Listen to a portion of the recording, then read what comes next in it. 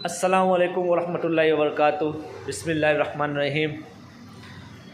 અત્યારે જે રોડની આજુબાજુમાં જે દબાણ હટાવવામાં આવી રહ્યું છે, ખરેખર ખૂબ સારું કામ થઈ રહ્યું છે અને થવું જ જોઈએ.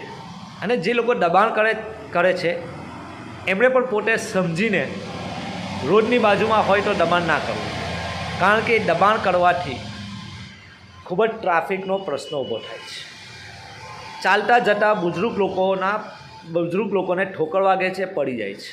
ખરેખર આ ખૂબ જ ખરાબ કૃત્ય છે, જેથી સરકાર જે દબાણ હટાવી રહી છે એ કાબિલે તારીફ છે.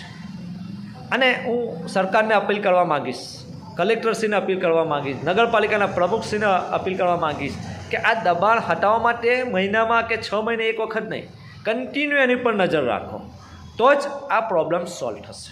હું આશા રાખું કે તમે રાખશો.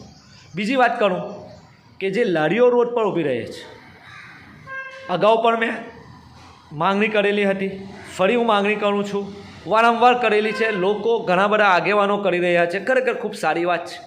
કારણ કે આ લારીઓ જે રોડ પર ઊભી રહે છે તેનાથી ખૂબ જ ટ્રાફિકનો પ્રોબ્લેમ થાય છે, એક્સિડન્ટો થાય છે, લોકોને ઈજાઓ પહોંચે છે, કોઈનો પગ ભાંગી જાય છે, કોઈના હાથ ભાંગી જાય છે. કેટલાક લોકો તો એવા એક્સિડન્ટ થયેલા છે કે અત્યારે ખાટલામાં સૂતેલા છે. અને બીજું કે સમયસર પોતાની જગ્યા પર પહોંચી શકતા નથી. આ ટ્રાફિકના કારણે ઝઘડાઓ થાય છે એકબીજાને વચમાં. તો આ જો લારીવાળાઓને રોડ પરથી હટાવવામાં આવે તો ખરેખર ટ્રાફિકનો ઘણો મોટો પ્રોબ્લેમ સોલ્વ થઈ શકે છે.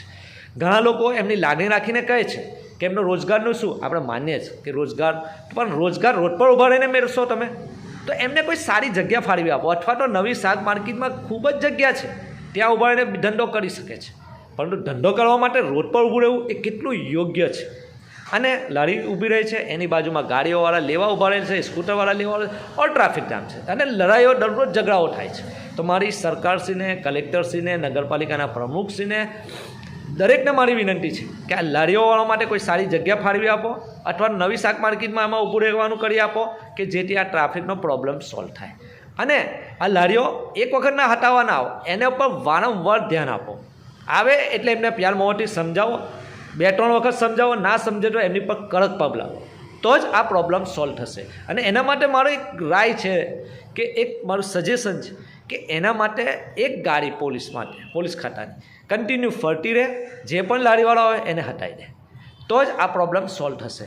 આખા ભરૂચ શહેરમાં આ પ્રોબ્લેમ છે, ખાસ કરીને ઢાલથી લઈને બાયપાસ સુધી તો એટલા બધા પ્રોબ્લેમ છે આ કે લોકો રોડ પર જ ઊભા રહે છે. શિફાની વાત કરીએ તો શિફા પાસે ગાડીઓ, દુકાનોવાળાની ટેમ્પાઓ કન્ટિન્યુ ઊભા થઈ રહે છે, રિક્ષાવાળા ઊભા થઈ રહે છે, લારીઓવાળા રોડ પર ઊભા થઈ રહે છે, ખરીદી કરવાવાળા રોડ પર સ્કૂટર કે રિક્ષા મૂકીને ચાલ્યા જાય, તો એટલા બધા પ્રોબ્લેમ સોલ્વ થાય. તો ત્યાં જો પોલીસની એક ગાડી ફરતી રહેશે તો ઇન્શાઅલ્લાહ આ ટ્રાફિકનો પ્રોબ્લેમ સોલ્વ થશે. અને જે લોકોને લાગણી આવતી હોય તો તેમણે સરકાર પાસે એક સારી જગ્યા માંગવી જોઈએ, અને એ જગ્યા પર આ લોકોને ઊભા રાખવા જોઈએ, અથવા તો પોતાની કંઈ પર્સનલ જગ્યા હોય તે આપવી જોઈએ કે ત્યાં એ લોકો ધંધો કરે. તો મારી ફરી પોલીસ સ્ટેશનમાં, કલેક્ટર સાહેબને, ભરૂચ શહેર નગરપાલિકાના પ્રમુખશ્રીને દરેકને અપીલ છે કે આ જે મેં વાત કરી છે એની પર ધ્યાન આપો, જેનાથી ઘણા બધા પ્રોબ્લેમ સોલ્વ થઈ શકે છે. Thank you very much.